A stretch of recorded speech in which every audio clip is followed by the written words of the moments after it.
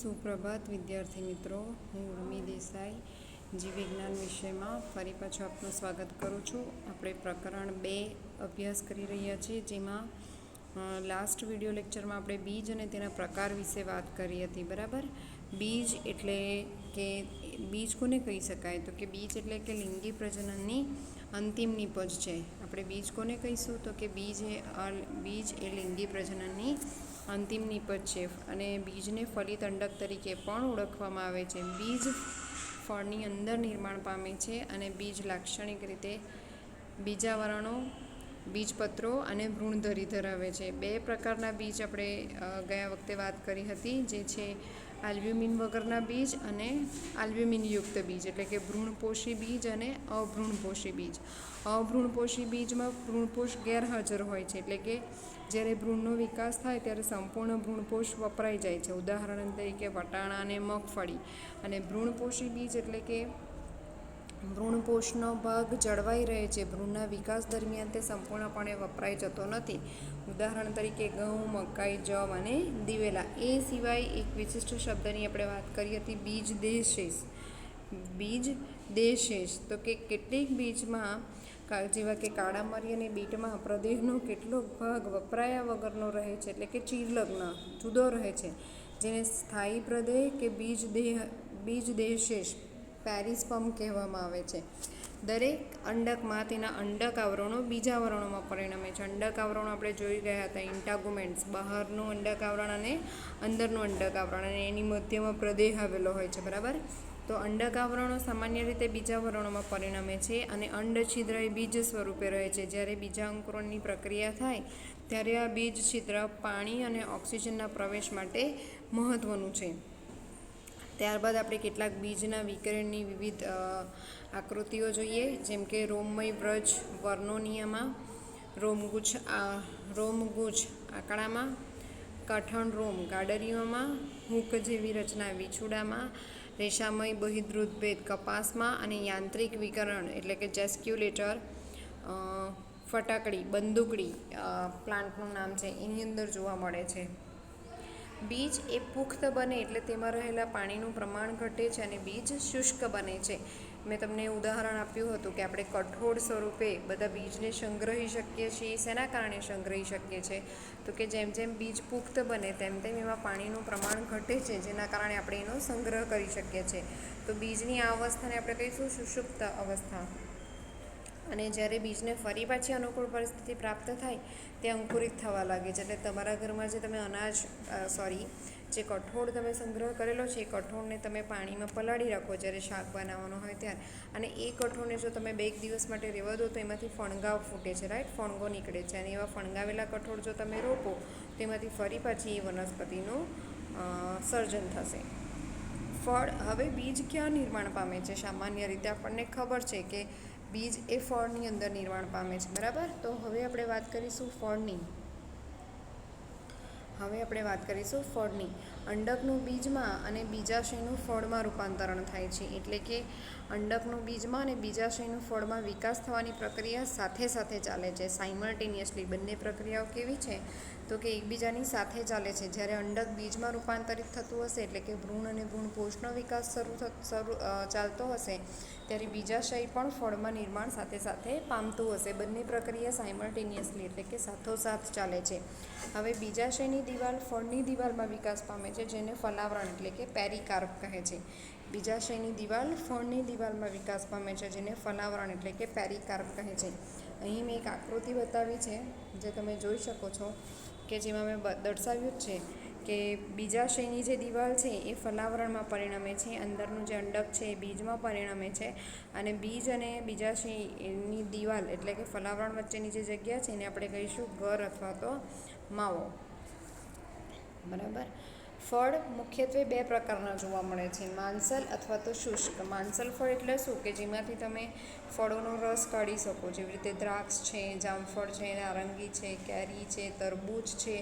આ બધા ફળો કેવા છે? તો કે માંસલ છે. માંસલ ફળોમાંથી તમે ફળોનો રસ બનાવી શકો છો. પણ જ્યારે શુષ્ક ફળો જેવા કે મગફળી, રાઈ, કાજુ, બદામ, અખરોટ, જેની અંદરથી જ્યુસ નીકળતા નથી, તો એને આપણે કહીશું શુષ્ક ફળો. હવે ઘણા ફળો બીજ વિકિરણની ક્રિયાવિધિ સાથે સંકળાયેલા છે. ઘણા બધા ફળો, વનસ્પતિમાં ફળોનો આકાર એ કઈ રીતે બીજ વિકિરણ એટલે કે કેવી રીતે બીજને એ વાતાવરણમાં પોતાનામાંથી છૂટા પાડે છે અને પોતાનું ભૌગોલિક જે સામ્રાજ્ય છે એ વધારે છે. કેવી રીતે વનસ્પતિ પોતાએ કે આટલા જ એરિયામાં ગ્રો થશે એવું એ પોતાનું ભૌગોલિક જે વહેંચણી છે એ વધારવા માટે દરેક વનસ્પતિ પાસે જે એનામાં ફળનું નિર્માણ થાય છે એ દરેક ફળ પાસે બીજ વિકિરણની વિવિધ ક્રિયાવિધિઓ હોય છે. મોટાભાગની વનસ્પતિઓમાં સમય જતાં બીજાશયમાંથી ફળનો વિકાસ થાય છે, ત્યારે બાકીના પુષ્પીય ભાગો વિઘટન પામીને ખરી પડે છે. તમે મોટાભાગે ફળો જોશો તો ફળો ક્યાંથી સર્જન પામે છે તો કે બીજાશયમાંથી. પણ જેમ જેમ બીજાશયમાંથી ફળનું સર્જન થતું જાય તેમ તેમ ફળના જે બીજા ભાગો છે, જેવા કે વજ્રચક્ર છે, દલચક્ર છે, પુંકેસરો છે, ત્યારબાદ આગળનો પરાગાસનનો ભાગ છે, આ બધા ભાગો ધીમે ધીમે ખરી પડે છે. અહીં સફરજન અને સ્ટ્રોબેરીના કૂટ ફળોનું ઉદાહરણ ડાયાગ્રામ તમે જોઈ શકો છો. આ કૂટ ફળ એટલે શું? તો આપણે અત્યારે વાત કરી ગયા કે સામાન્ય રીતે ફળનું સર્જન કેવી રીતે થાય છે તો કે બીજાશય ફળમાં પરિણમે અને બાકીના જે પુષ્પના બધા ભાગો હોય છે, વજ્રચક્ર, દલચક્ર, પરાગાસન, પરાગાશય, તંતુ, આ બધું ખરી પડે છે. તો એના આધારે ફળના ફલનના આધારે અને ફળમાં વનસ્પતિના કયા ભાગો ફળમાં પરિણમે છે એના આધારે ફળના પ્રકારો છે, જેમાં સૌથી પહેલું છે કૂટ ફળ એટલે કે ફોલ્સ ફ્રૂટ. કેટલીક જાતિઓ જેવી કે સફરજન, સ્ટ્રોબેરી, કાજુ વગેરેમાં બીજાશય ઉપરાંત પુષ્પાસન પણ ફળના નિર્માણમાં ફાળો આપે છે. પુષ્પાસન એટલે કે જેના ઉપર બીજાશય સ્થપાયેલું હોય છે. બરાબર, તમે ધોરણ 11માં અભ્યાસ કરી ગયા હશો. બીજાશયના સ્થાનને આધારે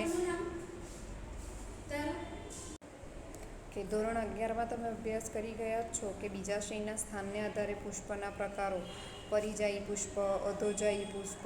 બરાબર, તો એવી જ રીતે બીજાશયી પુષ્પાસન જો ફળના નિર્માણમાં ભાગ ભજવે. નોર્મલી ફળ ક્યાંથી નિર્માણ પામે? ફળનું નિર્માણ ક્યાંથી થાય તો કે બીજાશયમાંથી.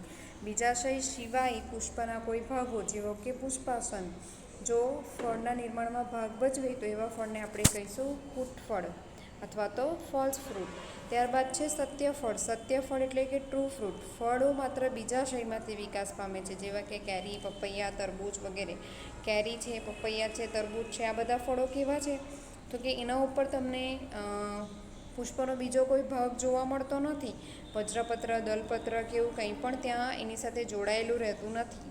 બરાબર, તો બીજાશયમાંથી જે પુષ્પનો વિકાસ થાય અને પુષ્પના કોઈ અન્ય ભાગો એમાં ભાગ ભજવતા નથી એવા ફળને આપણે કહીશું સત્યફળ.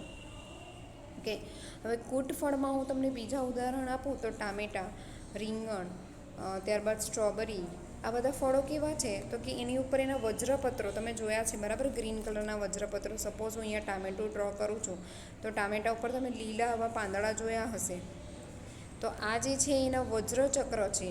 આ એના વજ્રચક્ર છે એટલે કૂટ ફળમાં આપણે ગણી શકીએ. એવી જ રીતે બીજું ઉદાહરણ છે રીંગણનું. રીંગણમાં પણ તમે જોયું હશે આવું એનું વજ્રચક્ર એકદમ થોડું કઠણ બને છે અને રીંગણની આગળ એનો ટોચનો ભાગ બનાવે છે. બરાબર, તો આ એના વજ્રચક્રો છે એટલે રીંગણનો પણ આપણે કૂટ ફળમાં સમાવેશ કરી શકીએ. ત્યાર પછી છે અફલિત ફળ. અફલિત ફળ એટલે કે પાર્થેનોકાર્પિક ફ્રૂટ. પાર્થેનોકાર્પિક ફ્રૂટ એટલે કે કેટલીક જાતિઓમાં ફળનું નિર્માણ ફલન વગર થાય છે. આવા ફળોને અફલિત ફળ કહે છે. હવે તમે કહેશો કે અફલિત ફળ કેવી રીતે બનવાનું? આપણે તો અત્યાર સુધી એવું જ ભણ્યા કે ફળનો વિકાસ હંમેશા બીજાશયમાંથી થાય છે. બીજાશયના અંડકનું ફલન થવાથી બીજનું નિર્માણ થાય અને બીજનું નિર્માણ થાય ત્યારે સાથે સાથે બીજાશયમાંથી ફળનું નિર્માણ થાય. પણ અપવાદ રૂપે કેટલીક વનસ્પતિઓમાં અંડકનું ફલન થયા વગર જ બીજનું નિર્માણ થાય છે. અંડકનું ફલન થયા વગર જ બીજાશયમાંથી ફળનું નિર્માણ થાય છે. એટલે કે આવા ફળની અંદર બીજ હોતા નથી. આવા ફળ કેવા હોય છે? બીજ વિહીન. એની અંદરથી તમને બીજ જોવા મળતા નથી. ઉદાહરણ તરીકે કેળા અને દ્રાક્ષ. આવા ફળોનો વિકાસ અંતઃસ્ત્રાવોની મદદથી પ્રેરી શકાય છે અને આવા ફળ બીજવિહીન હોય છે. તમે ધોરણ 11માં અભ્યાસ કરી ગયા હશો વનસ્પતિમાં અંતઃસ્ત્રાવો. બરાબર, વનસ્પતિના વૃદ્ધિ નિયામકો. તો એ જે અંતઃસ્ત્રાવો છે એના ઉપયોગ દ્વારા આપણે બીજવિહીન ફળનો વિકાસ કરાવી શકીએ છીએ. બરાબર, તો આ જોયું આપણે ફળના પ્રકાર, 3 પ્રકાર: કૂટફળ, સત્યફળ, અફલિત ફળ. એ સિવાય ફળની રચનાના આધારે 2 પ્રકારના ફળો જોવા મળે છે: માંસલ ફળ અને શુષ્ક ફળ. ફળની અંદર ફળનું નિર્માણ કેવી રીતે થાય તો કે બીજના વિકિરણ ઉપર આધારિત છે. જેમાં અહીં ઉદાહરણ મેં લખ્યા છે કે વર્નોનિયા નામની વનસ્પતિ છે, એમાં રોમમય વજ્ર આવેલા હોય છે જેને બીજ વિકિરણમાં મદદરૂપ થાય છે. આંકડામાં રોમ ગુચ્છ આવેલો હોય છે. ગાર્ડનિયામાં કઠણ રોમ, વીછુડો જેમાં હૂક જેવી રચના હોય છે. કપાસ જેમાં રેશામય બહિરુદભેદો આવેલા છે. અને રૂએલિયા એટલે કે બંદૂકડીમાં જેક્યુલેટર યાંત્રિક વિકિરણ આવેલું છે. આપણે એનો ડાયાગ્રામ આગળ જોયો જ ગયા આ રહ્યો. રોમમય વ્રજ વર્નોનિયામાં રોમ ગુચ્છ, આંકડામાં ગાર્ડનિયામાં કડક રોમ, વીછુડામાં હૂક જેવી રચના, કપાસમાં રેશામય બહિરુદભેદો અને જેક્યુલેટર બંદૂકડી અથવા તો રૂએલિયામાં જેક્યુલેટર એટલે કે યાંત્રિક વિકિરણની પદ્ધતિઓ. હવે બીજ અને ફળના વિકાસ બાદ આપણે આગળનો ટોપિક જોઈશું બીજની જીવંતતા, કે એકવાર ફળમાંથી બીજ છૂટું પડ્યા પછી એ કેટલા વર્ષો સુધી જીવિત રહી શકે છે. બીજના વિકિરણ પછી તેનો જીવંત રહેવાનો સમય પણ તેના જીવંત રહેવાના સમયમાં પણ બહુ મોટું જુદાપણું જોવા મળે છે. કોઈક બીજ એવા હશે કે જે 4-5 વર્ષ જીવી શકે, એની જીવંતતા એ રાખી શકે. કોઈક બીજ એવા છે કે હજારો વર્ષો સુધી પણ એ જીવંત રહી શકે. જીવંત હોવું એટલે શું કે એ બીજને જ્યારે તમે જમીનમાં વાવો છો એમાંથી બીજા અંકુરણ થવું જોઈએ, તો એ આપણે કહીશું કે બીજની જીવંતતા છે. કેટલીક જાતિઓમાં બીજ થોડાક મહિનામાં પોતાની જીવિતતા ગુમાવે છે, જ્યારે મોટાભાગના બીજો વર્ષો સુધી જીવંત રહે છે. બહુ ઓછી જાતિઓ એવી છે કે જેમાં બીજ થોડા જ મહિનામાં પોતાની જીવિતતા ગુમાવે છે, પરંતુ સામાન્ય રીતે મોટાભાગની જાતિઓમાં બીજ વર્ષો સુધી જીવંત રહે છે. કેટલાક બીજ 100 વર્ષ કરતાં વધુ પણ જીવંત રહે છે, જેનું સૌથી જૂનું એક્ઝામ્પલ છે લ્યુપાઇન. લ્યુપાઇનસ આર્કિટિકસ નામની વનસ્પતિ આર્કટિક ટુંડામાંથી ખોદી કઢાયેલી છે અને લગભગ આ વનસ્પતિ 10,000 વર્ષ જૂની છે. અને તેના બીજને જ્યારે ફરી પાછું રોપવામાં આવ્યા તો તેમાંથી વનસ્પતિનો ઉદ્ભવ થયો અને એના ઉપર પુષ્પો સર્જન પણ થયા. તો આ એક મહત્ત્વનો મુદ્દો છે જે તમારે MCQ બહુવિકલ્પી પ્રશ્નો માટે યાદ રાખવાનો રહેશે. ત્યારબાદ છે તાજેતરમાં 2000 વર્ષ જૂના ખજૂરના જીવંત બીજના પુરાવા મળ્યા છે, જે ડેડ સી તમે સાંભળ્યું હશે, મૃત દરિયો જેમાં સોલ્ટનું પ્રમાણ વધારે છે. ડેડ સી કેમ નામ આપવામાં આવ્યું છે ને, તો તમે એમાં પડો તો તમે ડૂબી જતા નથી. કેમ? કારણ કે એની સેલિનિટી વધારે છે. હા, પણ દરિયાની ખારાશ વધારે હોવાના કારણે જો તમે અમુક સમય કરતાં એની અંદર રહો તો એ મૃત્યુને પ્રેરે છે, એટલે એનું નામ લખેલું છે, એટલે એનું નામ આપવામાં આવેલું છે ડેડ સી.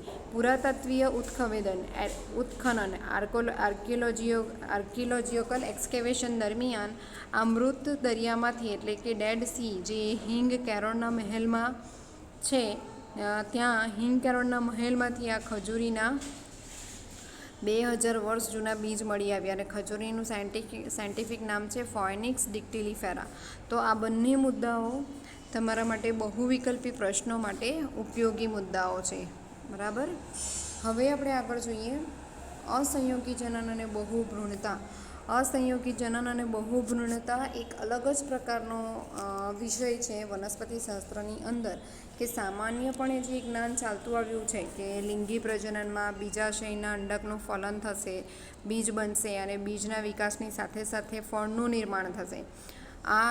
આ જે સામાન્ય પ્રક્રિયા છે એની અપવાદરૂપ પ્રક્રિયા એટલે અસંયોગી જનન. સામાન્ય પ્રક્રિયાની અપવાદરૂપ પ્રક્રિયા એટલે કે અસંયોગી જનન, જે આપણે અત્યારે જોયું અફલિત ફળ. અફલિત ફળ કેવી રીતે બને તો કે અંડકનું ફલન થતું નથી, બીજાશયમાંથી સીધું જ ફળનું નિર્માણ થાય છે, તો આવા ફળને કહેવાય અફલિત ફળ. અને આવી પ્રક્રિયાને કહેવાય અસંયોગી જનન. કેટલીક વનસ્પતિઓમાં ફલન વગર જ બીજનું નિર્માણ થાય છે, જેને અનિર્ભેળતા અથવા તો અસંયોગી જનન એટલે કે એપોમિક્સિસ અથવા તો પાર્થેનોકાર્પી કહેવાય છે. ફલન વગર ફળના નિર્માણને પાર્થેનોકાર્પી કહે છે, જે આપણે અત્યારે જોયું. અસંયોગી જનન એ અલિંગી સ્વરૂપે થાય છે, પરંતુ લિંગી પ્રજનનની એ નકલ કરે છે. અસંયોગી બીજ અનેક રીતે સર્જી શકાય છે. હવે અસંયોગી બીજ કે અસંયોગી જનન આ બધા શબ્દો શું છે તો કે કોઈ બીજું નરજન્યુ ત્યાં આવીને ફલન કરતું નથી, જનન સંયુગમન થતું નથી. નરજન્યુ અને માદાજન્યુ એટલે કે અંડકોષ બંને ભેગા થાય એ પ્રક્રિયાને આપણે સંયુગ્મન કહીએ છીએ. અહીં સંયુગ્મન થઈને દ્વિકીય યુગ્મન જ બનતો નથી, તેથી અસંયોગી જનન એવો શબ્દ વાપરવામાં આવ્યો છે. તો કે અસંયોગી જનન એ એક પ્રકારની અલિંગી પ્રજનનની પ્રક્રિયા છે, પરંતુ એ લિંગી પ્રજનનની નકલ કરે છે. હવે અસંયોગી બીજ અનેક રીતે સર્જી શકાય છે. ઘણી જાતિઓમાં અર્ધીકરણ વગર જ દ્વિકીય અંડકોષનું નિર્માણ થાય છે અને ફલન વગર ભ્રૂણમાં પરિણમે છે. અંડકોષ કેવો હોય? સામાન્ય રીતે એ પ્રાજનનિક કોષ છે, બરાબર. તો અંડકોષ એકકીય હોય છે, પણ એ જ્યારે નરજન્યુ સાથે જોડાય ત્યારે દ્વિકીય યુગ્મનજનું નિર્માણ કરે છે. જ્યારે અસંયોગી જનન દર્શાવતી વનસ્પતિઓની અંદર અર્ધીકરણ દ્વારા દ્વિકીય અંડકોષ સર્જાય છે. સામાન્ય રીતે અંડકોષ કેવો હોય? એકકીય, પણ જે અસંયોગી જનન દર્શાવતી વનસ્પતિ છે તેઓ દ્વિકીય અંડકોષનું નિર્માણ કરે છે અને દ્વિકીય અંડકોષ ભ્રૂણમાં વિકાસ પામે છે. હવે ઘણી બધી પ્રકારની અસંયોગી જનન આપણે જોઈ શકીએ છીએ, જેમાં સૌથી પહેલું છે જનીય અબીજાણુતા. જનીય અબીજાણુતા એટલે આદિબીજાણુ કોષ સીધો જ ભ્રૂણમાં પરિણમે છે. આદિબીજાણુકોષ એટલે કે મેગાસ્પોર મધર સેલ જે અર્ધીકરણ દ્વારા સક્રિય મેગાસ્પોર મધર સેલ બનાવતો હતો. સામાન્ય પ્રક્રિયા જે આપણે ભણી ગયા.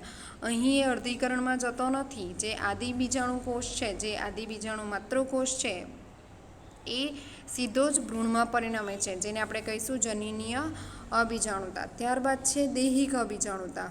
ભ્રૂણ એ પ્રદેહ કે અંડક આવરણમાંથી ઉદ્ભવે છે. આપણે મહાબીજાણુધાની અંડકની રચના જોઈ ગયા, બરાબર. એમાં પ્રદેહ અને બીજા આવરણો ક્યાં આવેલા છે? તમને આમ તમારી આંખોની સામે આકૃતિ દેખાવી જોઈએ, તો તમને અસંયોગી જનન સમજ પડશે. પ્રદેહ અને અંડક આવરણોમાંથી ભ્રૂણનો વિકાસ થાય તો એને કહીશું આપણે દૈહિક અબીજાણુતા. ત્યારબાદ છે એકકીય અસંયોગી જનન. ભ્રૂણનો વિકાસ અફલિત અંડકોષમાંથી થાય. અંડકોષનું ફલન થતું નથી અને અંડકોષમાંથી સીધો જ ભ્રૂણનો વિકાસ થાય તો તેને આપણે કહીશું એકકીય અસંયોગી જનન. ત્યારબાદ છે એકકીય અજન્યુતા. અંડકોષ સિવાયના પ્રદેહના કોઈપણ કોષમાં ભ્રૂણનો વિકાસ. અંડકોષ સિવાય બાકીના જે કોષો છે, પ્રતિધ્રુવીય કોષો છે, સહાયક કોષો છે, ધ્રુવીય કોષ કેન્દ્રો છે, અંડક આવરણો છે, પ્રદેહ છે, એમાંથી કોઈમાંથી પણ જો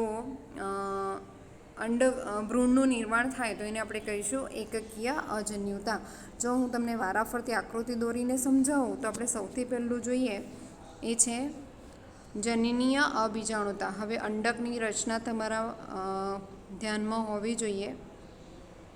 આવી કંઈક અંડકની રચના હતી, બરાબર, જેમાં એના અંડક આવરણો આવેલા છે. ફક્ત તમને સમજાવવા ખાતર આવી રચના ડ્રો કરું છું. અહીં આમાં અંદર ભ્રૂણપૂટ આવેલો છે અને ભ્રૂણપૂટની અંદર પેલો મહાબીજાણુ માતૃકોષ. આ મહાબીજાણુ માતૃકોષ અર્ધીકરણ કરીને સક્રિય મહાબીજાણુ માતૃકોષ સર્જે.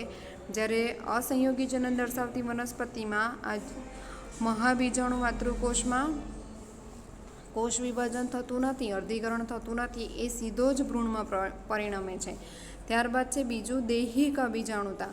દૈહિક અબીજાણુતામાં પ્રદેહ કે અંડક આવરણમાંથી ભ્રૂણનું નિર્માણ થાય છે. પ્રદેહ કે અંડક આવરણમાંથી ભ્રૂણનું નિર્માણ થાય છે.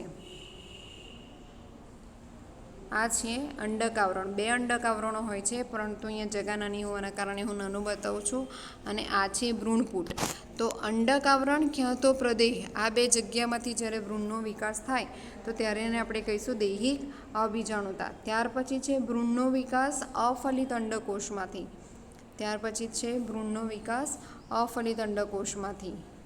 ફરી પાછું આપણે અંડક દોરીને સમજીએ કે આ અંડક આવરણો છે, બરાબર. અને અહીં પેલું ભ્રૂણપૂટ છે. ભ્રૂણપૂટની અંદર 2 સહાયક કોષો અને 1 અંડકોષો છે. આ અંડકોષનું વિભાજન અથવા તો ફલન થતું નથી અને એ સીધો જ ભ્રૂણમાં પરિણમે તો એને આપણે કહીશું એકકીય અસંયોગી જનન. અને ત્યારબાદ ચોથું છે અંડકોષ સિવાયના પ્રદેહના કોઈપણ કોષમાંથી ભ્રૂણનો વિકાસ. આ અંડકોષ છે, અંડકોષ સિવાય આ અંડક આવરણો, પ્રદેહ, પેલા પ્રતિધ્રુવીય કોષો, સહાયક કોષો, દ્વિકીય દ્વિધ્રુવીય કોષો અથવા તો દ્વિકીય કોષ કેન્દ્ર, અંડક સિવાયના કોઈપણ કોષમાંથી ભ્રૂણનો વિકાસ, એને આપણે કહીશું એકકીય જન્યુતા. ત્યારબાદ છે અપસ્થાનિક ભ્રૂણતા. અપસ્થાનિક ભ્રૂણતા, તમે આ બધી આકૃતિઓ જે મેં દોરી એ હું તમને જ્યારે નોટ્સની PDF મોકલાવું એમાં ડ્રો કરીને મોકલાવીશ. આ બધી આકૃતિઓ કશે તમને જોવા મળશે નહીં, બરાબર. અપસ્થાનિક ભ્રૂણતા શું છે તો કે આ અંડક છે, અંડકની બહારની બાજુએ બર્ડ ફોર્મેશન, કલિકા સર્જન એવું તમે ભણ્યા અલિંગી પ્રજનનમાં, તો એવું કલિકા જેવી નિર્માણ પામે છે અને આ કલિકામાંથી ભ્રૂણનું નિર્માણ થાય છે, તો એને આપણે કહીશું અપસ્થાનિક ભ્રૂણતા, જે મોટાભાગે સાઇટ્રસ એટલે કે લીંબુ અને કેરીમાં જોવા મળે છે. સાઇટ્રસ એટલે કે લીંબુ અને કેરીમાં જોવા મળે છે. હવે અસંયોગી જનનનું મહત્ત્વ શું છે તો કે અસંયોગી જનનથી લક્ષણો લાંબા સમય સુધી જાળવી રાખવામાં આવે છે.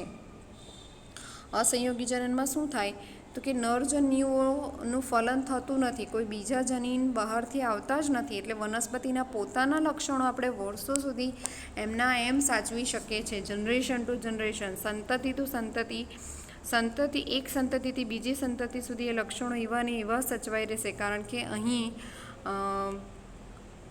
જનીન્દ્રવ્યની આપલે એટલે કે ક્રોસિંગ ઓવર, જીન એક્સચેન્જ જે તમે ધોરણ 11માં કરી ગયા છો એ થતું જ નથી.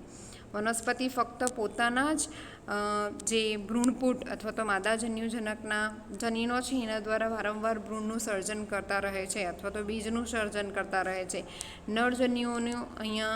નરજન્યુઓ અહીં ભાગ લેતા નથી, જેથી અસંયોગી જનન એ કોઈપણ વનસ્પતિના લાક્ષણિક લક્ષણો લાંબા સમય સુધી જાળવી રાખવામાં મદદરૂપ છે.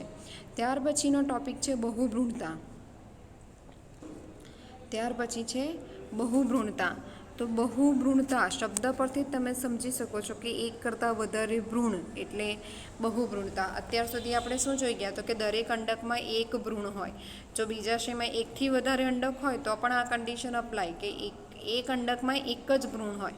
પણ ઘણીવાર એવું બને છે કે એક જ ભ્રૂણમાં એક જ અંડકમાં એક કરતાં વધારે ભ્રૂણપુટ હોય અને એક કરતાં વધારે ભ્રૂણપુટના કારણે એક કરતાં વધારે ભ્રૂણનું નિર્માણ થાય. લીંબુ અને કેરીની ઘણી જાતો જેવી કે વનસ્પતિઓમાં ભ્રૂણપુટની આસપાસ પ્રદેહના કેટલાક કોષો વિભાજન પામી ભ્રૂણપુટ તરીકે ઉપસી આવે અને ભ્રૂણમાં પરિણમે છે. ભ્રૂણપુટ પાસે પોતાનો એક ભ્રૂણ વિકસાવવાની ક્ષમતા તો છે જ, એ સિવાય કેટલીક વનસ્પતિઓમાં ભ્રૂણપુટની આજુબાજુના કોષો કોષ વિભાજન પામીને ભ્રૂણમાં પરિણમે છે. આવી જાતિઓમાં દરેક અંડક ઘણા ભ્રૂણ ધરાવે છે અને એક બીજમાં એક કરતાં વધુ ભ્રૂણની હાજરી બહુભ્રૂણતા સૂચવે છે. ઉદાહરણ તરીકે નારંગી, લીંબુ અને કેરી. ત્યારબાદ અસંયોગી ભ્રૂણ એ જનીનિક રીતે માતૃકોષને સમાન જ હોય છે, આથી તેને પ્રતિકૃતિ એટલે કે ક્લોન કહી શકાય. તમે ધોરણ 11માં ભણી ગયા હશો કે અલિંગી પ્રજનન, જે દ્વિભાજન કલિકા સર્જન દ્વારા જે સજીવો વિભાજન કરે છે એમના જે બાળકોષો નિર્માણ પામે છે એક્ઝેક્ટ એમના માતૃકોષો જેવા જ હોય છે, જેને આપણે ક્લોન્સ એટલે કે પ્રતિકૃતિ કહીએ છીએ. તો બહુભ્રૂણતા પણ એવી જ કંઈક પ્રક્રિયા છે. એટલે બહુભ્રૂણતા અને અસંયોગી જનનમાં જ્યારે ભ્રૂણ સર્જાય તો એ ભ્રૂણ માતૃકોષની એકદમ સમાન કોપી હોય છે, જેને આપણે કહીશું પ્રકૃતિ અથવા તો ક્લોન. ઉદ્યાન વિદ્યા અને કૃષિ ક્ષેત્રે અસંયોગી જનન ઘણું મહત્ત્વનું છે. ઉદ્યાન ક્ષેત્રે હોર્ટિકલ્ચર અને કૃષિ ક્ષેત્ર એટલે કે એગ્રીકલ્ચરમાં અસંયોગી જનનનું ઘણું મહત્ત્વ છે. સંકરજાતમાં અસંયોગી જનનનું મહત્ત્વ. સંકરજાત એટલે કે હાઇબ્રિડ વનસ્પતિઓ કે જેમાં બે વનસ્પતિઓના લક્ષણો આપણે સાથે લઈ આવ્યા છે, એવી વનસ્પતિઓ એટલે કે હાઇબ્રિડ વનસ્પતિઓ અથવા તો સંકરજાત. હાઇબ્રિડને અસંયોગીમાં રૂપાંતરિત કરવામાં આવે તો સંતતિમાં લક્ષણોનું વિશ્લેષણ થતું નથી, જેથી ખેડૂત વર્ષોના વર્ષ સુધી સંકર પાક મેળવી શકે અને દર વર્ષે એણે સંકર બીજ ખરીદવાની જરૂર નથી. ફોર એક્ઝામ્પલ, આ વર્ષે મેં એવો ચોખાનો પાક લીધો છે જે ચોખાની સંકર જાતો છે તો સંકર જાતોમાં તો કોઈ બીજી પરાગરજ આવે તો પણ ફલન તો થતું જ નથી, એટલે જનીનોનું વિશ્લેષણ થતું નથી, બે જનીનો ભેગા થતા નથી. હવે આ વર્ષે મેં જે પાક લીધો એ જ ચોખાના બીજ હું રહેવા દઈશ અને આવતા વર્ષે એમાંથી જ ફરી પાછો પાક લઈશ. તો અસંયોગી જનનના કારણે આપણે જે સંકર જાત બનાવી છે એ સંકર જાતના બીજ ખેડૂતોએ દર વર્ષે ખરીદવા પડશે નહીં. એકના એક લક્ષણો, એકથી બીજી સંતતિ, બીજીથી ત્રીજી સંતતિ કન્ટિન્યુઅસ જતા રહે છે. રાઈટ. ત્યારબાદ છે સંકર બીજ ઔદ્યોગિક એકમોમાં અસંયોગી જનનના મહત્ત્વના કારણે વિશ્વભરની પ્રયોગશાળામાં પ્રયોગ થઈ રહ્યા છે. અસંયોગી જનનની જનીનિકતા સમજવા અને અસંયોગી જનનનું સંકર જાતમાં વહન સમજવા માટે સક્રિય સંશોધનો થઈ રહ્યા છે કે અસંયોગી જનન પ્રકારની જે વનસ્પતિઓ છે એને આપણે કઈ કઈ રીતે ઉપયોગમાં લઈ શકીએ. એના માટે હજી પણ બધા એના ઉપર રિસર્ચ ચાલી રહ્યા છે. બરાબર મિત્રો, તો અહીં આપણું ચેપ્ટર પૂર્ણ થાય છે. આ ચેપ્ટર 2માં આપણે ઘણો બધો અભ્યાસ કર્યો. ચેપ્ટર ઘણું લાંબુ છે, લેન્ધી છે, એટલે મિત્રો ચેપ્ટર વાંચતા રહેજો. જ્યારે પણ આપણે મળીશું ફરી પાછા આપણે આ ચેપ્ટરનું રિવિઝન કરીશું, જેથી કરીને તમારા ડાઉટ, તમને જે શંકા કુશંકાઓ હોય એ દૂર કરી શકાય ચેપ્ટર વિશે. આ ચેપ્ટરમાં જો હું ફરી પાછું એક પુનરાવર્તન કરાવું તો આપણે ચેપ્ટરમાં ઘણું બધું જોઈ ગયા, જેમ કે પુંકેસરની રચના, પુંકેસરની અંતઃસ્થ રચના, એની અંતઃસ્થ રચનામાં લઘુ બીજાણુ ધાનીની રચના, લઘુ બીજાણુ જનન, લઘુ બીજાણુ એટલે કે પરાગરજની રચના, ત્યારબાદ સ્ત્રી કેસર ચક્ર જાયાંગની રચના, મહાબીજાણુ ધાની અંડકની રચના, મહાબીજાણુ જનન, ત્યારબાદ માદાજન્યુજનક ભ્રૂણપૂટની રચના, ત્યારબાદ આપણે જોયું જન્યુઓનું વહન, જેમાં આપણે ભણ્યા પરાગનયન વિશે. તો પરાગનયનના સ્ત્રોતના આધારેના પ્રકારો આપણે જોયા, સ્વફલન, ગેટોગેમી અને પરવર્ષ, અને વાહકોના આધારે આપણે પરાગનયનના પ્રકારો જોયા, જૈવિક અને અજૈવિક વાહકો, જેમાં પાણી દ્વારા પરાગનયન અને પવન દ્વારા પરાગનયન, અને જૈવિકમાં આપણે જોયું પ્રાણીઓ દ્વારા અને કીટકો દ્વારા પરાગનયન. બરાબર. ત્યાર પછી આપણે ફલનની પ્રક્રિયા ભણી. ફલનની પ્રક્રિયામાં આપણે બેવડું ફલન જોયું. બેવડું ફલન બાદ આપણે પશ્ચફલનની ઘટનાઓ જોઈ. પશ્ચફલનની ઘટનામાં આપણે ભ્રૂણ અને ભ્રૂણપોષનો વિકાસ, બીજની રચના, ફળો વગેરે વિશે અભ્યાસ કર્યો, અને છેલ્લે અસંયોગી જનનોને બહુભ્રૂણતા વિશે જોયું. હવે આ ચેપ્ટર પૂર્ણ થવા આવ્યું છે, ત્યારે મિત્રો આ ચેપ્ટરમાંથી કેટલાક તમને ઉપયોગી બોર્ડની પરીક્ષાલક્ષી હું કેટલાક પ્રશ્નો આપવા માગું છું. આ પ્રશ્નોના ક્વેશ્ચન અને આન્સર તમારે તમારી નોટબુકમાં લખવાના રહેશે, અને જ્યારે તમને ઇન્સ્ટ્રક્ટ કરવામાં આવે ત્યારે તમારે એનો આન્સર્સ મોકલવાના રહેશે. બરાબર મિત્રો, હવે આપણે પાછા મળીશું નવા ચેપ્ટર સાથે અને ઘણી બધી નવી માહિતીઓ સાથે. આવજો મિત્રો, વાંચતા રહેજો અને PDF લખતા રહેજો.